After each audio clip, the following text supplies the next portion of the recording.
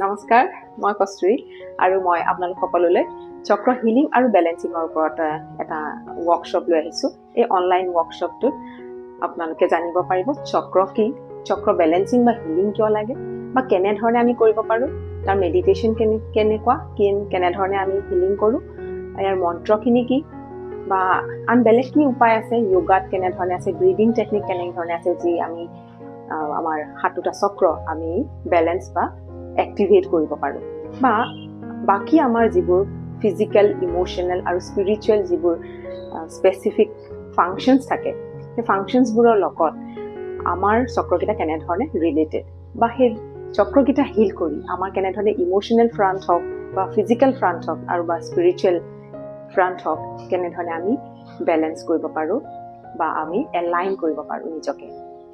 এতিয়া কথা হ'ল, ইয়াৰ উৎসটো আমি সকলোৱে জানো যে এই চক্ৰৰ বিষয়ে উৎসটো হৈছে আমাৰ ভাৰত।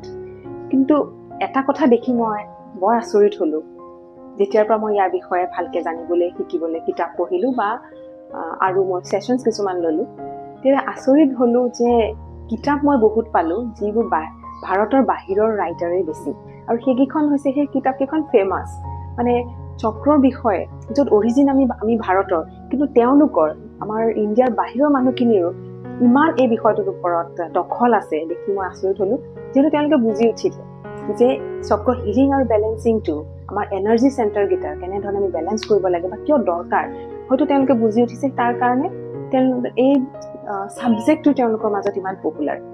আৰু তাতোকৈ ডাঙৰ এটা আচৰিত মই পালোঁ যে ৱৰ্ল্ডৰ যি ফেমাছ কোচ টনি ৰবিন্স, যিজন অথৰ, তেখেতৰ ৱৰ্কশ্বপতো এদিনৰ এটা চক্ৰ হিলিং আৰু বেলেন্সিঙৰ ছেশ্যন থাকে।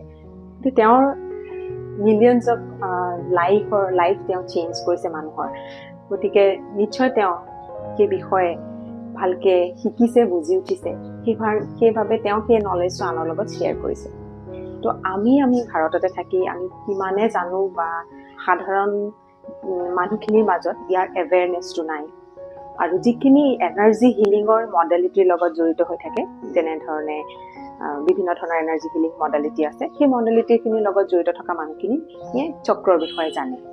কিন্তু আমি সাধাৰণ মানুহ হিচাপে আমাক চক্ৰৰ বিষয়ে জনাটো বা নিজে আমি সেই চক্ৰকেইটা হিল কৰি ৰখাটো খুব ইম্পৰ্টেণ্ট, যিহেতু আমাৰ চাইক'লজিকেল হওক, ইম'শ্যনেল হওক, ফিজিকেল হওক আৰু স্পিৰিচুৱেল, এই গোটেইকেইটা ফ্ৰণ্টৰ পৰাই আমাক বেলেঞ্চ কৰি ৰাখিবলৈ চক্ৰকেইটাই সাংঘাতিকভাৱে সহায় কৰে। গতিকে মোৰ ৱৰ্কশ্বপটোত ইয়াৰ বিষয়ে ডিটেইলছত আপোনালোকে জানিব পাৰিব, আৰু মই ইয়াৰ পৰা আপোনালোকে শিকাৰ পিছত মই এটা হিলিঙৰ অডিঅ' এটা দিম, মেডিটেশ্যনটো, যিটো আমি চক্ৰকেইটা আমি হিল কৰিব পাৰোঁ, সেই মেডিটেশ্যনটো মই আপোনালোকক দি দিম। আৰু লগতে এটা PDF-ও পাব মোৰ ক্লাছটো কৰাৰ পিছত।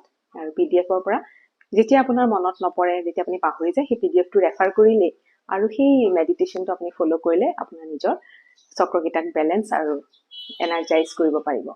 গতিকে আহক, এই মোৰ দুদিনীয়া যিটো ৱৰ্কশ্বপ, তাত জইন কৰি চাওক। ডিটেইলছৰ বাবে মোৰ দি থকা কণ্টেক্ট নম্বৰটো মোক কণ্টেক্ট কৰিব পাৰিব। Thank U.